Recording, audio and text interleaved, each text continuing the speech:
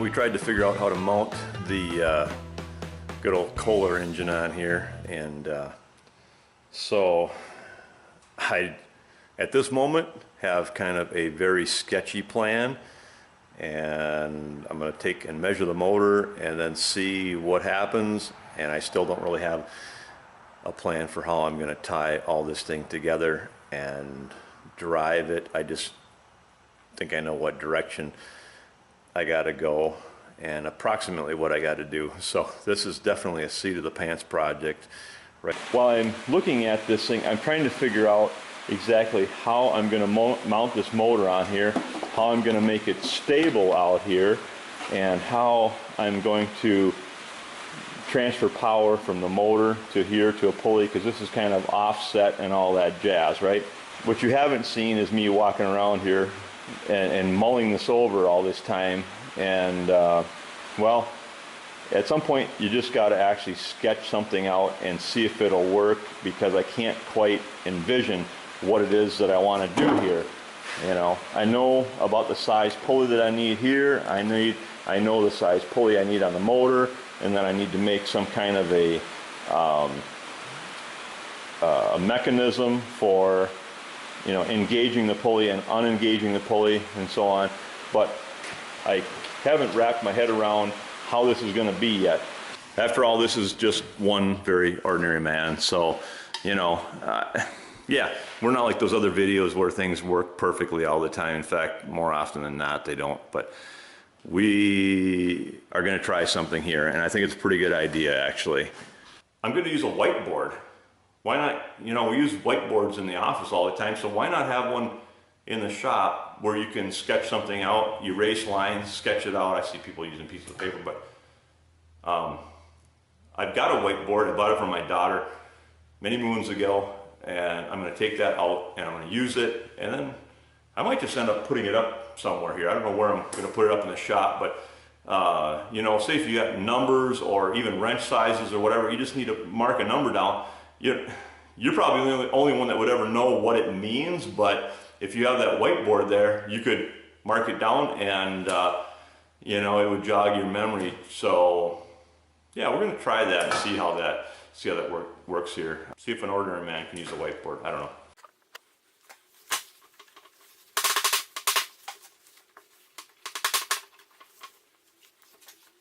You see what I did here is I just sketched out my little problem here. This here is the rail that runs up on the sawmill. This is that back piece that goes across. I'm going to have pieces coming out here that the motor will mount on. And then I drew approximately where the pulley would be coming out of the motor and where the pulley needed to be to somewhat line up with the center shaft of the band wheel. And initially I was thinking that I would have a small pulley here, obviously, and about an 18 to 19-inch pulley here, which is fairly good size diameter, and then somewhere here I would put a tensioning device to release and tension the belt, and obviously with release of tension then act as a clutch, so it'd be like a belt clutch. But now what I'm kind of seeing is that 18-inch pulley, it means that it sort of ends up in the same level as this thing over here, so I'm not so sure. Maybe we just have to keep building it and find out.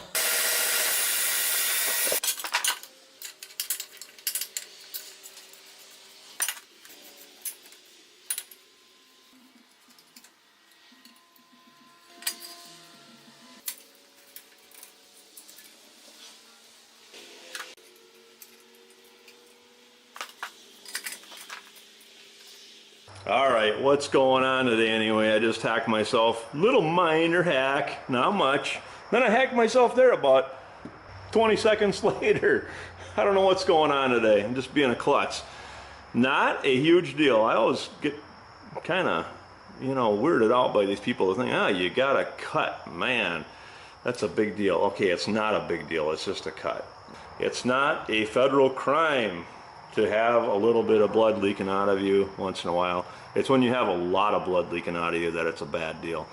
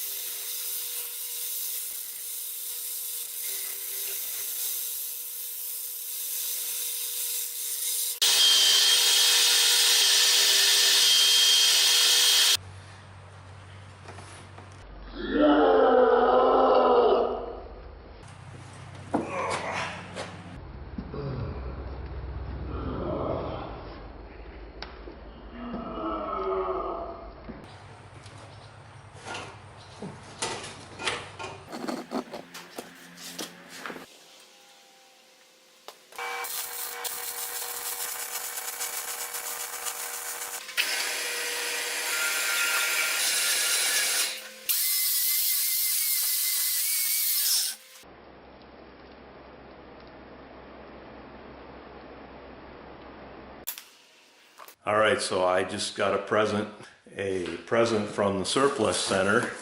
Let's see what we got here. All right, I hate to be a spoiler, but I don't do box openings. I open the boxes because I'm curious. Okay, I've got some of these bearings, a couple bearings, a little air cylinder for $6. And this little guy here will be for motor speed control. These guys for the inside of pulleys. A big pulley here. A 2-pulley one. Another 2-pulley one.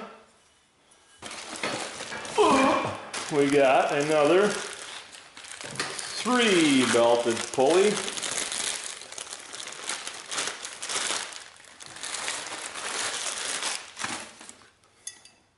Like so.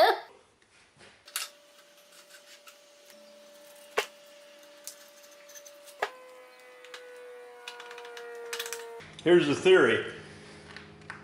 This is going from the motor to here, 3,500 RPMs to whatever this is going to be right here, okay?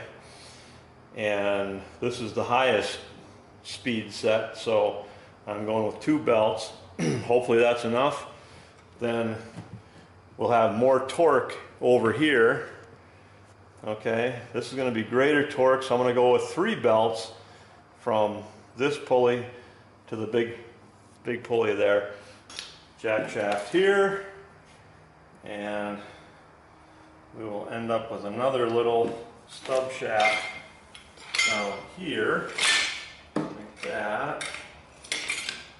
Hopefully this is going to work here.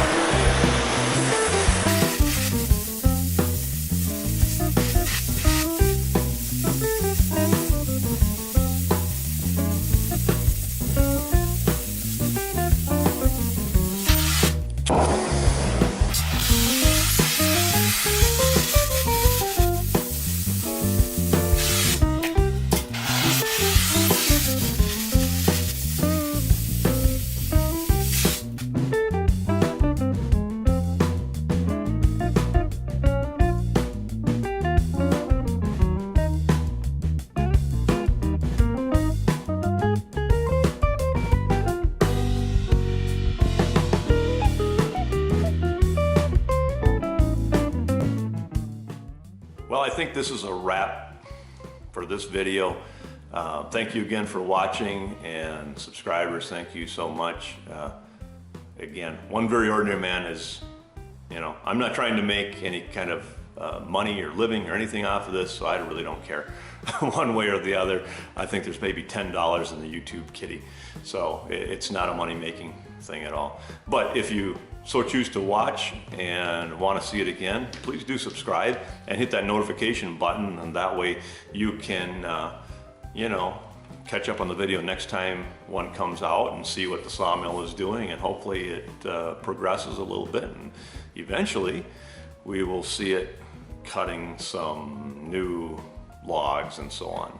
So that will be more exciting, I think, than watching me slam things together and putz around on the milling machine and whatnot.